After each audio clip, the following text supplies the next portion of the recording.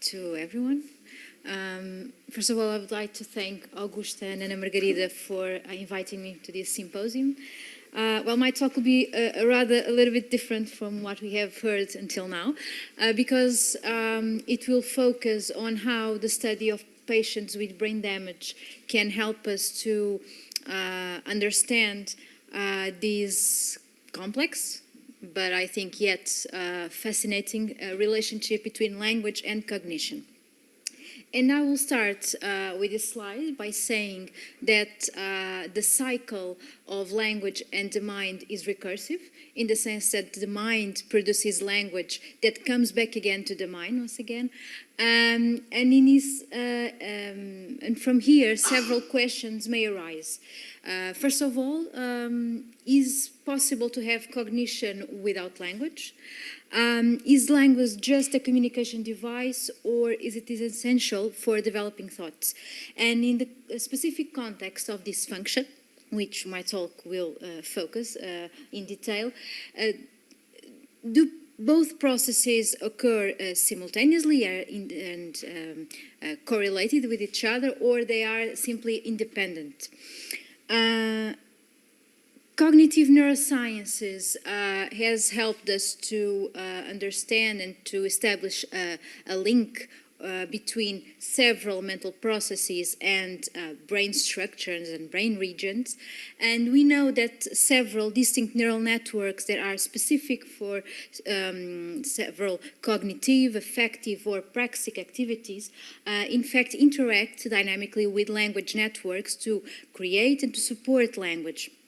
Moreover, the human brain is known to be organized into several large-scale brain networks.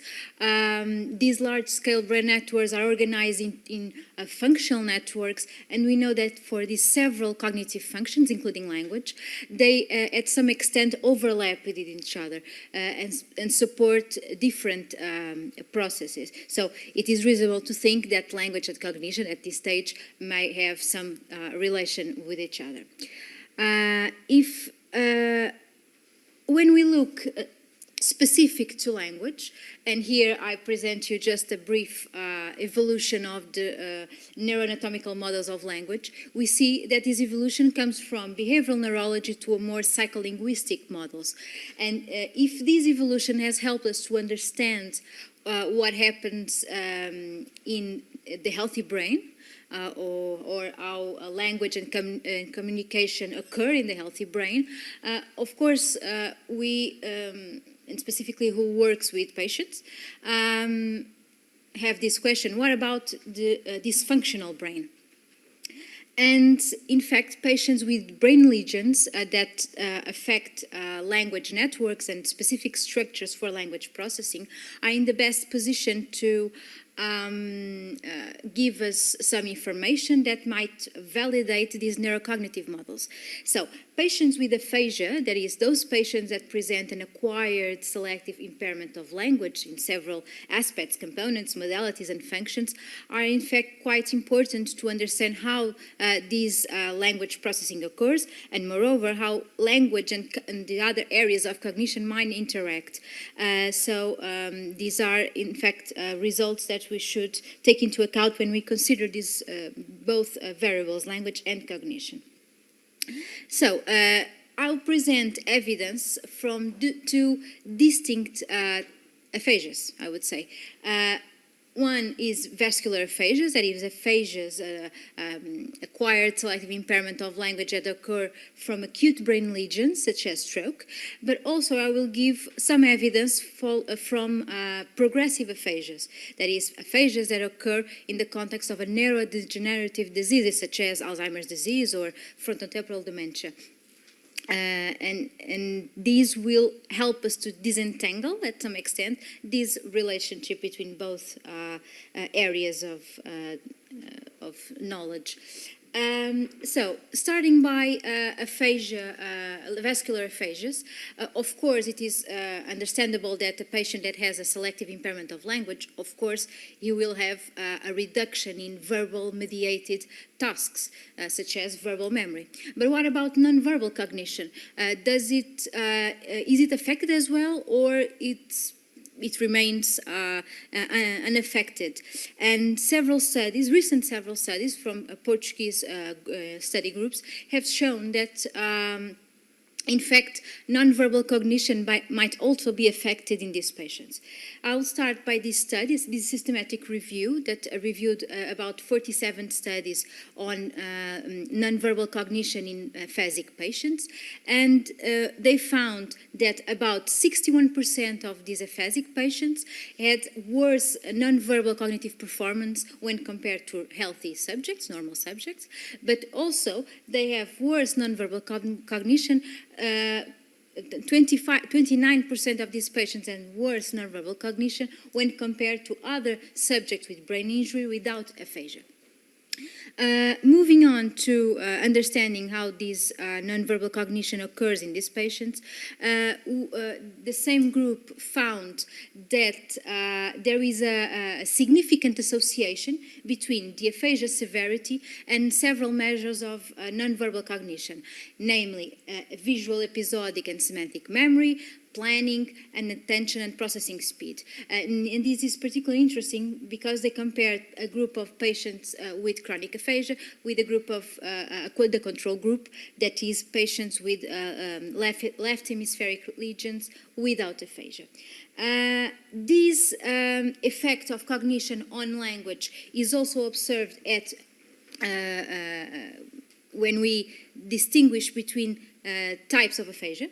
So non-fluent aphasias usually are associated with worse performances on attention, visual scanning, immediate memory, executive functioning, and semantic memory, whereas fluent aphasias, receptive aphasias, are more associated with decreased performance on immediate short-term memory and spatial working memory. Now, this effect, as I was saying, is also observed when we consider recovery.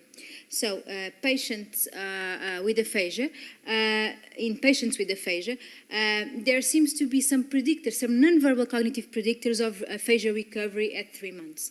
In particular, this measure of non-verbal abstract reasoning, what we in psychology would call fluid intelligence, that in fact predict recovery with these patients at 3 months. So, these 3 studies, or this evidence, shows us that probably there are some shared networks between these functions and language, but also that there is, to some extent, a reliance on linguistic strategies to use those abilities.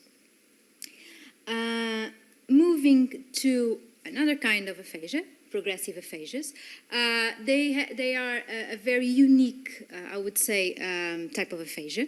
They emerge in the context of an asymmetrical degeneration of the left hemisphere, or the dominant hemisphere.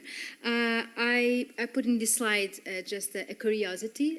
Maurice Ravel, the composer, is probably one of the best well-known patients having primary progressive aphasia, and it is some authors argue that probably one of his masterpieces, Bolero, probably was written when he was showing the first signs of the disease. So I think it's quite interesting to understand how probably pathology can influence or had influence on his work.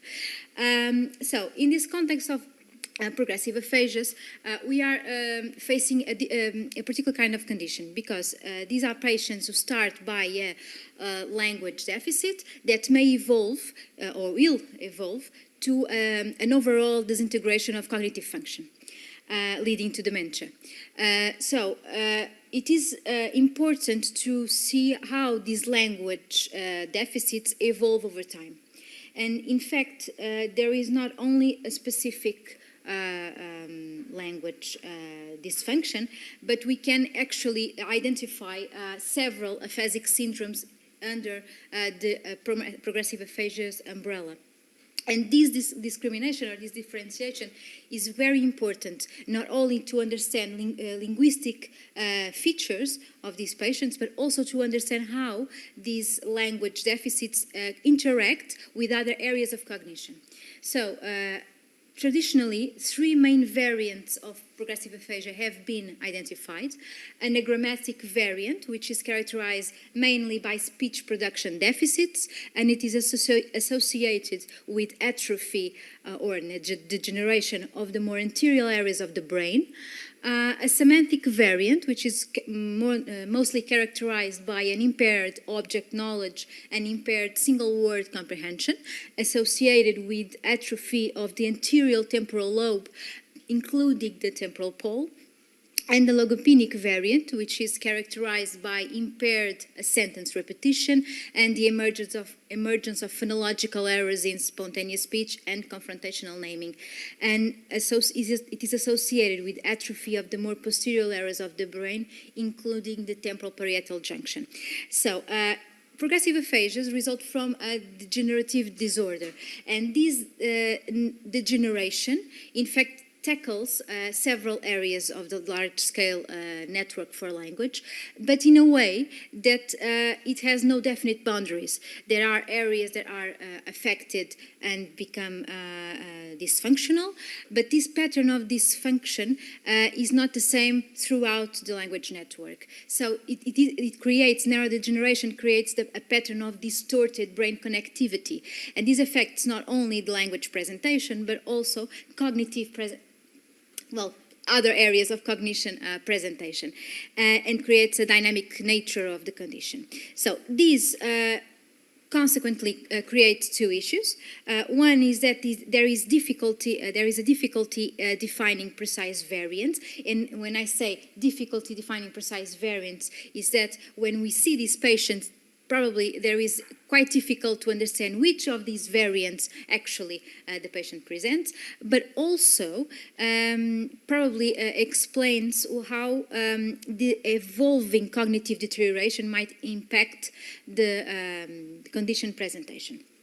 So, regarding this difficulty defining precise variants, our group has performed some studies. In this case, we performed a data mining study, machine learning, by applying machine learning algorithms to a large-scale clinical cohort of patients with PPA, and we tried to use several clustering algorithms trying to replicate the previous classification that I presented here by using the performance on a set of linguistic attributes. But unfortunately, we couldn't replicate this three structure model. We could only identify two of these main variants, and about 33% of the patients were unable to be classified. A more recent study, this time using not only linguistic attributes but also nonverbal cognition attributes, reached similar conclusions. So these both studies probably lead us to think that differentiation in this condition might reflect, of course, an overall language or linguistic deterioration, but also it should involve as well some extent cognitive impairment on other areas of cognition. And in fact, primary progressive aphasia, of course, is linked to language, but several studies show that these patients present other cognitive deficits. And here I showed this study on decision-making cognition, and we see that these patients have already, compared to controls, healthy controls and other patients with other degenerative disorders, they present a reduction in the ability to choose between for instance, in this task that is IO, a gambling task, they are unable to choose, or they have a reduction in their ability to choose the best decks compared to the bad ones, or the worst ones. And here we can probably hypothesize that the aphasia itself may contribute to the difficulty in choosing items probably within the same semantic category or class, because they are probably unable to distinguish between what are safe and risky tasks, but also this language deficit might also create a difficulty in the access of mental representations, such as quantities, and you know that these mental representations are quite fundamental to language content and, of course, the evaluation of distinct choices when aiming a decision. So, if these patients have already have cognitive impairment, it's quite interesting to see how the variants, the three variants I've presented before, perform at cognitive level. So, diagrammatic variant has, or these patients usually have a very specific executive dysfunction. They have worse inhibitory control and working memory. They present also apraxia, and they have an impaired emotional processing that occurs both for visual but also auditory stimuli. And this level of emotional processing disruption is also observed at the empathy level, where these patients usually have a reduction in the affective and cognitive components of empathy when compared to healthy controls, but also compared to other variants or other sorts of patients with PPA. With respect to semantic PPA, they have a very specific progressive associative agnosia that extends to nonverbal domains. So these patients have a quite difficult task in recognize objects and faces, flavor and odor, nonverbal auditory information, and also other information, arithmetic information. They also have a poor episodic memory, and this is probably related to the loss of the semantic knowledge and the difficulty in retrieve words in speech and confrontational naming tasks. And they have primary social cognitive changes. That is, they have a reduced ability to infer intentions, false beliefs, and humoristic content. They have difficulty understanding sarcasm, and mostly they are probably unaware of cognitive theory of mind and other deficits, a thing that we call anosognosia. They also have a particular aspect that I think is quite interesting to see, that they have behavioral and personality changes. They have a disinhibited behavior, mental rigidity, ritualistic behavior, and it is probably the result of the atrophy that tackles the uncinate fasciculus that connects the frontal lobes to the more anterior temporal lobes, and this is very interesting to see. In fact, behavioral and personality changes are quite common in patients with PPA, and we did a study where we tried with 94 PPA patients, where we tried to analyze the frequency of these behavioral changes. And in these patients, what we observed was that about 82% of the sample had at least one behavioral change. So these are at the level of behavioral, they are not exactly the same as healthy controls. And when we look at specific behavioral symptoms using a behavioral rating scale, we observed that about half of the sample had at least a growing apathy. So these patients not only have a reduction in communication in verbal terms, but also they have a reduction in their ability to interact with the environment and also to engage at the behavioral level in interaction with the others.